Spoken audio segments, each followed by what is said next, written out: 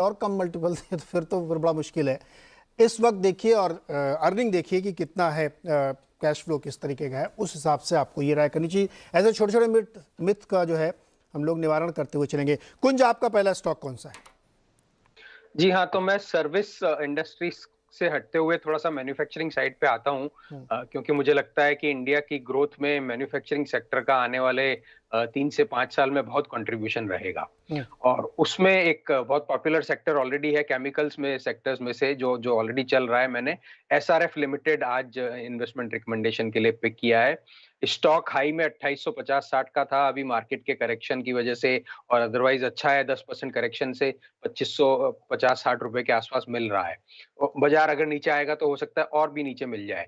और करीब-करीब 75-76 हज़ार करोड़ का मार्केट कैपिटलाइजेशन है, काफ़ी अच्छा इंस्टीट्यूशनल इंटरेस्ट है, शेयर होल्डिंग है, एफआईआईज़ की भी और डोमेस्टिक की भी।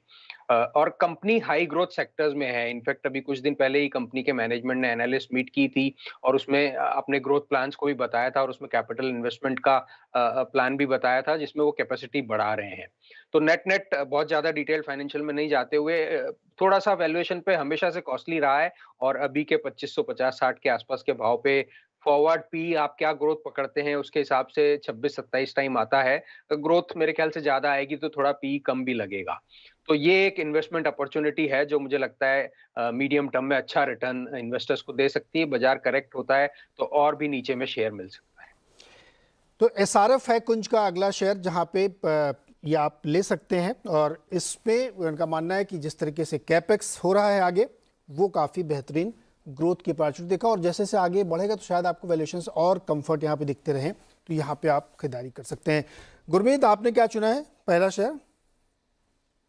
नीरज जी, क्योंकि आपने खाने पीने की बात करी और फ्राइडे है, तो पहला स्टॉक जो हमारे मॉडल पोर्टफोलियो में है और जो हम काफी लंबे समय से इसमें इन्वेस्टेड भी हैं, वो टाटा कंज्यूमर है। तो हमने एक स्टडी के कुछ आंकड़े देखे कि हमारा जो कुकिंग टाइम है वो करीबन 16 घंटे से 11-12 घंटे रह गया है इंडिया में, जो हफ्ते का है। वेस्ट में ये सिर्फ 6 आवर्स है, 6 घंटे है। तो ना ना ही हम तो किचन में भी हम कम टाइम स्पेंड कर रहे हैं और हम अप स्पेंडिंग और अप कुकिंग भी कर रहे हैं, मतलब हम ब्रांडेड फूड की तरफ जा रहे हैं। तो आपने देखा, अब जैसे आप टी को देखेंगे, टी का मार्केट 28,000 करोड़ का मार्केट है, 70% ऑर्गेनाइज्ड है। कॉफी का मार्केट भी लगभग लगभग 26,000 करोड़ का है, इंडिया की बात कर रहा हूँ, और इसमें 85% शेयर इंस्टेंट कॉफी का है। तो यहाँ पे टाटा कंज्यूमर का क्लियर लीडरशिप है। सॉल्ट में उन्होंने इनफैक्ट मार्केट से 3.5% गेन किया है, और एक उनका हाई ग्रोथ पोर्टफोलियो है। तो अगर आप पल्सेस देखेंगे, फॉर एग्जांपल, ये चना, उड़द दाल, ये 1.5 लाख करोड़ का मार्केट है और इसमें सिर्फ 10-12 हजार करोड़ ऑर्गेनाइज्ड है, मतलब 90-95% अनऑर्गेनाइज्ड है। सिमिलरली आप पल्सेस देखेंगे तो 80% अनऑर्गेनाइज्ड है, लगभग 25-30 हजार करोड़ का मार्केट है। हमारे स्नैक्स जो मार्केट, अगर आप कन्फेक्शनरी हटा दें तो 75,000 करोड़ का मार्केट है। काफी नई कैटेगरीज में ये तो अपने कोर पोर्टफोलियो में अच्छा कर रहे हैं, जिसमें टी, कॉफी, सॉल्ट है, और हाई ग्रोथ पोर्टफोलियो में वेंचर कर रहे हैं। टाटा संपन्न में वो पल्सेस, स्पाइसेस और काफी सारे ड्राई फ्रूट्स वगैरह में एंटर कर चुके हैं। फिर वो रेडी टू ईट सेगमेंट में उनका एक ब्रांड है टाटा क्यू, उससे कर रहे हैं। फिर वो आउट ऑफ होम कंजम्पशन में चीजों में है, जैसे नरिश्को है, टाटा स्टारबक्स का जेवी है। तो बहुत सारे ग्रोथ लीवर हैं फ्यूचर के, और आप अगर पिछले 3 साल का उनका सेल्स का कैगर देखेंगे, जब से सुनील डिसूजा जी आए हैं, और ये इन्होंने 2019 में जब से एफएमसीजी को रिस्ट्रक्चरिंग करी है, सिंप्लीफाई किया, लगभग 30% का टॉप लाइन का कैगर है। ऑपरेटिंग रेशियोज भी इंप्रूव हो रहे हैं और बहुत सारा इनोवेशन कर रहे हैं डिजिटली भी। तो ई कॉमर्स का सेल अब 7% हो गया है। वो एक मेट्रिक ट्रैक करते हैं जो मुझे बहुत पसंद है, कि इनोवेशन टू टर्नओवर कितना है। तो वो 2 टाइम्स हो गया है जो 2019 और 20 में था, इन टर्म्स ऑफ नए नए प्रोडक्ट्स कैसे ला रहे हैं। तो ये एक स्टॉक है जो मुझे लगता है ये दशक का स्टॉक है, आप आराम से लेके कर सकते हैं। थोड़ा सा एफएमसीजी स्टॉक्स हमेशा थोड़े से हाई वैल्यूएशन पे होते हैं, तो अगर आप क्वांटिटी गोल लेके स्टैगर्ड वे में अगर लेंगे तो ज्यादा बेहतर होगा। अच्छा, किचन का साइज इसीलिए छोटा होता जा रहा है क्या? मुंबई में फ्लैट्स वगैरह में बड़े छोटे छोटे किचन बनते हैं, जब काम ही नहीं ज़्यादा, लगातार आवर्स कम हो रहे हैं किचन के, तो किचन छोटे छोटे बनाए जा रहे हैं क्या? सर एक्चुअली सर, कोविड के बाद तो हाँ, हम्म, ये जो हमें ट्रेंड दिख रहा है थोड़ा सा शायद वेस्टर्न तरफ है, कि जो टाइम मिल रहा है, मैं एक बार मुंबई लोकल में था तो मैंने वो मिक्सचर देखा लोगों को बेचते हुए अंधेरे में, कटी हुई सब्जी बेच रहे थे कि आप सीधा जाके कढ़ाई में डाले और क्विक कर लिए। तो ये बॉम्बे की अकेले ऐसी जगह है जहाँ आपको कटी कटी हुई। कटी कढ़ाई सब्जी मिलती।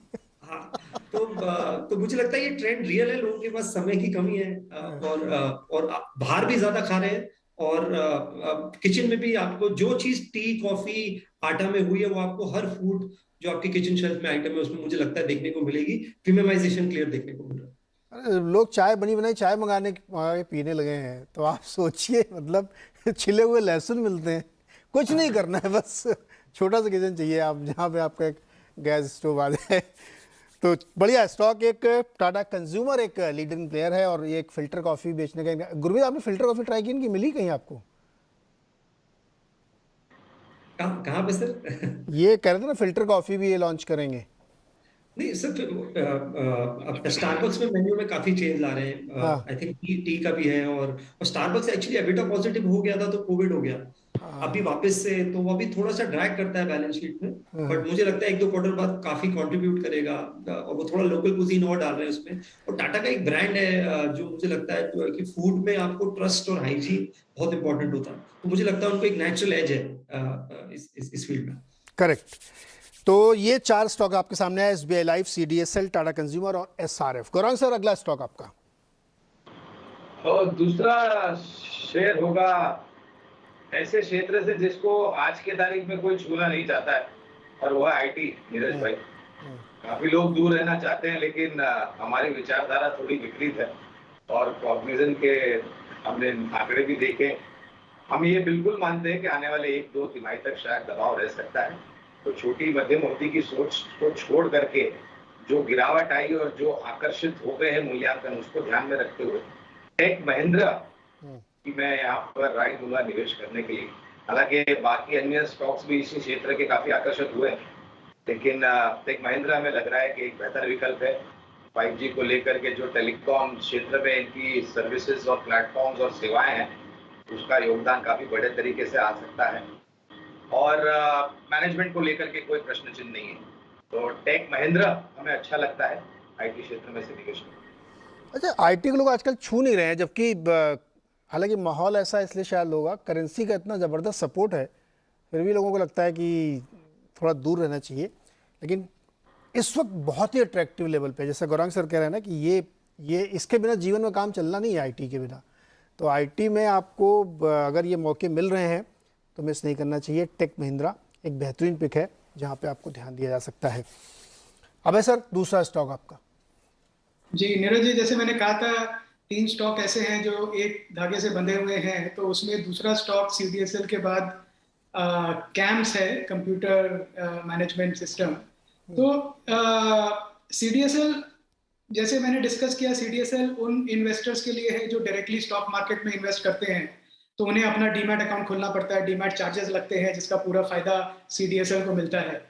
कुछ इन्वेस्टर हैं जो डायरेक्टली इन्वेस्ट नहीं करते हैं या पूरा पैसा डायरेक्टली इन्वेस्ट नहीं करते हैं, वो म्यूचुअल फंड्स के थ्रू इन्वेस्ट करते हैं। और हम देख रहे हैं कैसे मार्केट करेक्शन के टाइम पे भी डोमेस्टिक इन्वेस्टर्स ने अपना mutual fund investment, SIP investment कम नहीं किया, छोड़ा नहीं। और जैसे जैसे हमारा इकोनॉमी ग्रो करेगी, कैपिटल मार्केट डिपेंड होंगे, म्यूचुअल फंड्स के फ्लो बढ़ते जाएंगे। तो कैम्स एक रजिस्ट्रार एंड ट्रांसफर एजेंट है जिसका 70% मार्केट शेयर है आरटीए इंडस्ट्री का।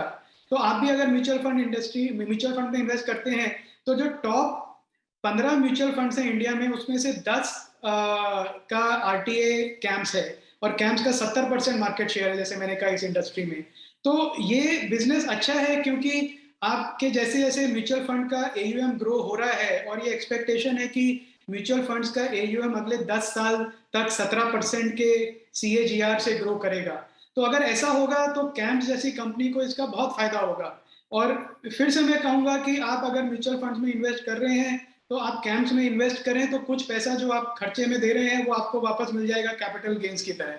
तो कैम्स एक ऐसी स्टडी कंपनी है जो टेक्नोलॉजी का बहुत अच्छा यूज करते हैं, और अब म्यूचुअल फंड्स के बियॉन्ड जाके अब वो धीरे धीरे पीएमएस, एआईएफ का भी फंड एडमिनिस्ट्रेशन और ऑनबोर्डिंग, कस्टोडियल सर्विसेज, ये सब प्रोवाइड कर रहे हैं। तो मुझे लगता है ये बिजनेस ऐसा है जो अगले 10 साल तक रॉक सॉलिड रहेगा और बढ़ता रहेगा।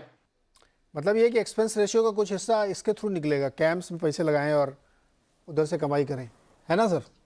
हाँ, बिल्कुल, मैं तो कहूंगा, क्योंकि और ये तो प्रूवन बात है। लोग कहते हैं कि भाई आप अब जैसे गुरमीत जी ने कहा, स्टारबक्स में जाके आप कॉफी पी रहे हैं, टाटा के आप शेयर होल्डर हैं, तो खुशी भी होगी कि चलिए खर्चा किया थोड़ा वापस मिल गया। तो ये तो बड़ी सेंसिबल बात है, ऐसा सोचना और करना। नहीं, सही है। देखिए, टाटा कंज्यूमर में खूब सारा इन्वेस्ट करिए और उसकी कमाई से फिर कॉफ़ी पीजिए, चाहे जितनी पीजिए, चाहे जितनी महंगी कर दें वो। गुरमीत, अगला स्टॉक कौन सा है आपका? मैं गौरव जी से थोड़ा अग्री करता हूँ कि जब थोड़ा बिजनेस टफ इन्वायरमेंट टफ होता है और तभी आपको शायद भाव बेटर मिलता है। तो मुझे लगता है टेक्नोलॉजी में अगर आपका लंबा व्यू है, अगर आप थोड़ा सा 2 महीना 3 महीना या 2 क्वार्टर तक, क्योंकि मार्केट का पता नहीं है, इरेशनल भी रह सकता है, थोड़ा पेन ले सकते हैं, तो टेक्नोलॉजी मुझे लगता है इंडियन हमारी जो आईटी सर्विसेज कंपनी है नीरज जी, ये वर्ल्ड क्लास है।